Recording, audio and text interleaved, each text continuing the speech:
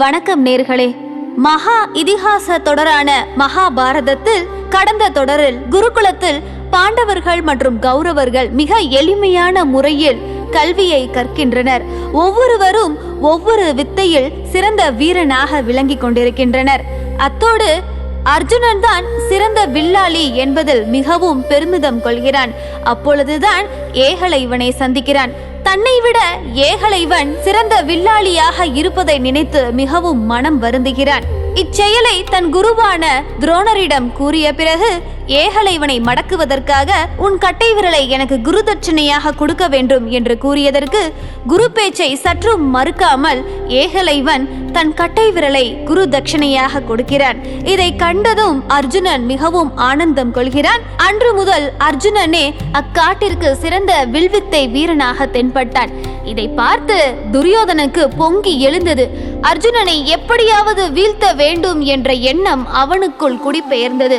தொடர்ந்து என்ன நடந்தது என்பதை நாம் இத்தொடரில் தெரிந்து கொள்ளலாம்.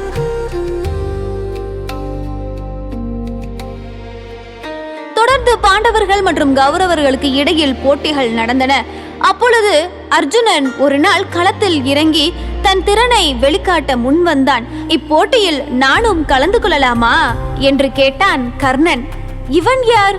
புதிதாக இருக்கிறானே, இவன் பெயர் என்ன, இவன் குலம் என்ன என்று விசாரித்த பொழுது கர்ணனின் வாழ்க்கை வரலாறு வெளிப்பட்டது. யார் இந்த கர்ணன் என்று கேட்டால் குந்தி. பாண்டவர்களின் தாயாரான குந்திக்கு சிறு வயதில் அவளுக்கு ஒரு வரம் கிடைத்தது. அந்த வரத்தை பயன்படுத்தி சூரிய கடவுளால் கர்ப்பவதியானாள். குழந்தையும் பிறந்தது. 14 வயதில் திருமணமாகாமலே தாயான குந்திக்கு சமுதாயத்தை எவ்வாறு சமாளிப்பது என்று தெரியாமல் தான் பெற்ற குழந்தையை ஒரு பெட்டியில் வைத்து ஆற்றங்கரையில் விட்டாள். கடைசியில் அந்த பெட்டி திருதராஷ்டிரனின் அரண்மனையில் தேர்ப்பாகனாக இருந்த அதிரதன் கண்ணில் சிக்கியது. அந்த பெட்டியை திறந்து பார்த்தால் அழகிய ஆண் குழந்தை.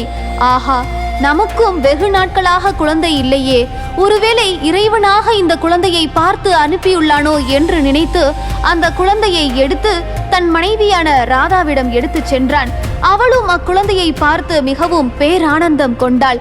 இறைவனாகவே பார்த்து நமக்கு இந்த குழந்தையை அனுப்பியுள்ளார், ஆதலால் இந்த குழந்தையை நாமே வளர்ப்போம் என்று கருதி அக்குழந்தை பார்ப்பதற்கே மிகவும் அற்புதமாக இருந்ததால் அவனுக்கு கர்ணன் என்று பெயர் சூட்டினார்கள். பேரன்புடன் குழந்தையை வளர்த்தார்கள்.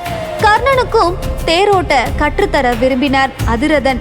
ஆனால் கர்ணன் சிறந்த வில்வித்தை வீரனாக வேண்டும் என்று எண்ணிக்கொண்டான். ஆனால் அன்றைய காலகட்டத்தில் சத்திரியர்களுக்கும் போர் தொழில் செய்பவர்களுக்கு மட்டுமே போர் பயிற்சியும் ஆயுத பயிற்சியும் பெற தகுதி இருந்தது. இவன் ஒரு சாதாரணமான தேர்ப்பாகனின் குழந்தை என்பதால் இவனுக்கு யாரும் வில்வித்தையை கற்றுத்தர முன்வரவில்லை.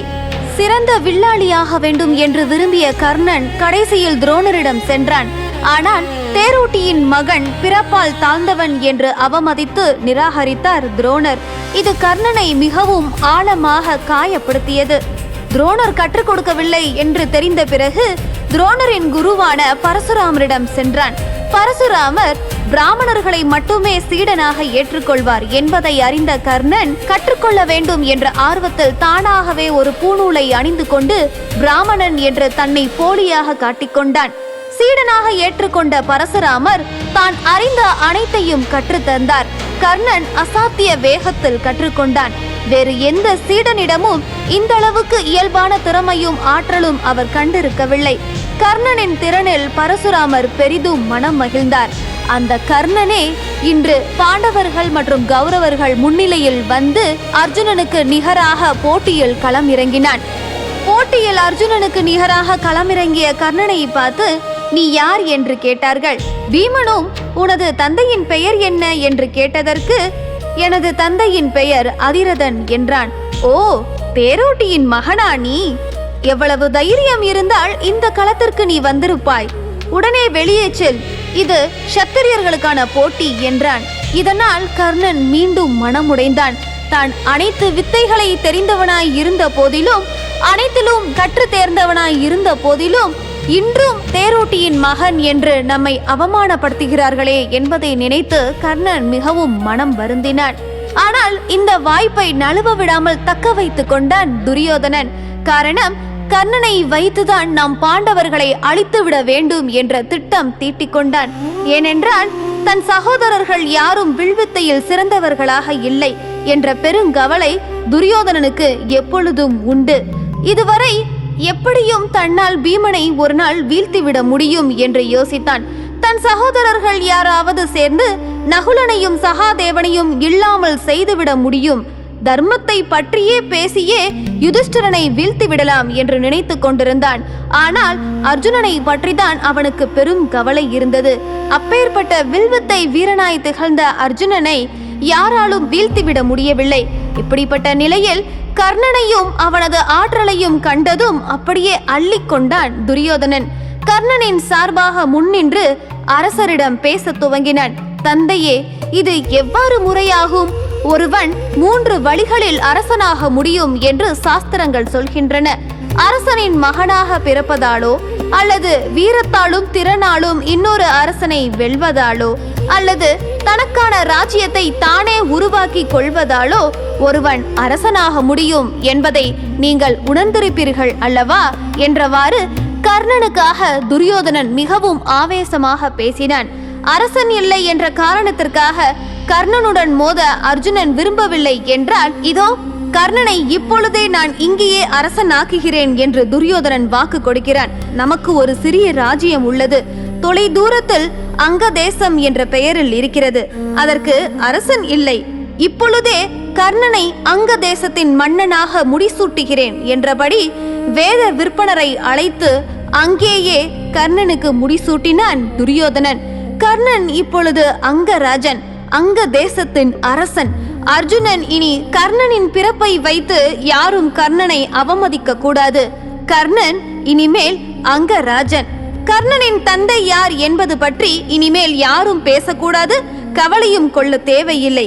கர்ணன் என் நண்பன் என்றவாறே கர்ணனை ஆற தழுவிய துரியோதனன், இப்போது நீ என் சகோதரன் மட்டுமல்ல, நீ ஒரு அரசன் என்றான். காரணம், கர்ணனை வைத்து எவ்வாறாவது பாண்டவர்களை வீழ்த்த வேண்டும் என்ற சதித்திட்டம் போட்டிருந்தான் துரியோதனன். பிறப்பால் தாழ்ந்தவனாக கருதப்பட்டு வாழ்க்கையில் பாரபட்சத்தையே சந்தித்து வந்த நிலையில் இங்கே ஒரு அரசகுமாரன் தனக்காக சபையில் எழுந்து நின்று பேசியது மட்டுமல்லாமல் ஆற தழுவி அரசனாகவும் முடிசூட்டி விட்டானே. இந்த விசுவாசம் கர்ணனின் வாழ்க்கை முழுவதையும் கட்டி போட்டது. கண்மூடித்தனமான இந்த விசுவாசம் சில சமயங்களில் பேரழிவுக்காகவும் பயன்பட்டது. அரசனான கர்ணன் துரியோதனின் நண்பனாக அரண்மனையில் இணைய ஏற்கனவே சகுனியின் துணையுடன் இருந்த கௌரவர்களுக்கு இப்பொழுது கர்ணனின் துணையும் சேர்ந்ததால் புது பலம் இருந்தது. கர்ணனின் புத்திசாலித்தனமும் திறனும் கௌரவர்களை இன்னும் ஆற்றல் மிக்கவர்களாக மாற்றியது. பாண்டவர்கள் 5 முடிவு கட்ட வேண்டிய நேரம் வந்துவிட்டது என்று நினைத்தான் துரியோதனன். இவ்வாறு நாட்கள் கடக்க கடக்க பாண்டவர்கள் அணியில் சேர்வதா அல்லது கௌரவர்கள் அணியில் சேர்வதா என்று மக்கள் கட்சி சேர துவங்கினார்கள். யார் யாருக்கு விசுவாசமானவர்கள் என்பதை பார்த்து அவர்களுக்கு பிடித்தமான கட்சியில் சேர்ந்தார்கள். மக்கள் சிலர் ஒரு பக்கம் பாண்டவர்கள் பக்கமும் இன்னொரு பக்கம் கௌரவர்கள் பக்கமும் சேர்ந்தனர். நகரமே 2ஆக பிரிந்து நின்றது. இதற்கு மேல் இதை நாம் அனுமதித்தால் உள்நாட்டு போர் நடக்கும் என நினைத்தான் திருதராஷ்டிரன். இதற்கு ஒரே காரணம், யாராவது இந்த நகரை விட்டு வெளியே செல்ல வேண்டும். அப்படி சென்றால் மக்கள் அனைவரும் ஒன்று கூடி சமமாக இருப்பார்கள் என்று நினைத்தான் திருதராஷ்டிரன். ஆனால் யார் நகரை விட்டு செல்வது? திருதராஷ்டிரனுக்கோ தம் மகன்கள் யாரும் வெளியே செல்லக்கூடாது என்பதில் உறுதியாக இருந்தான். அப்பொழுது கௌரவர்கள் செல்ல வேண்டிய தேவையில்லை என்றால் மீதம் இருப்பது பாண்டவர்கள் தானே. அப்போ பாண்டவர்கள் தான் நகரை விட்டு செல்ல வேண்டும் என்று திருதராஷ்டிரன் முடிவு எடுத்தான். தேசத்தின் மீது உண்மையான பற்று வைத்திருந்த பீஷ்மருக்கு என்ன செய்வது என்று தெரியவில்லை. இதை நினைத்து பெரிதும் கவலை ஏற்பட்டிருந்தது.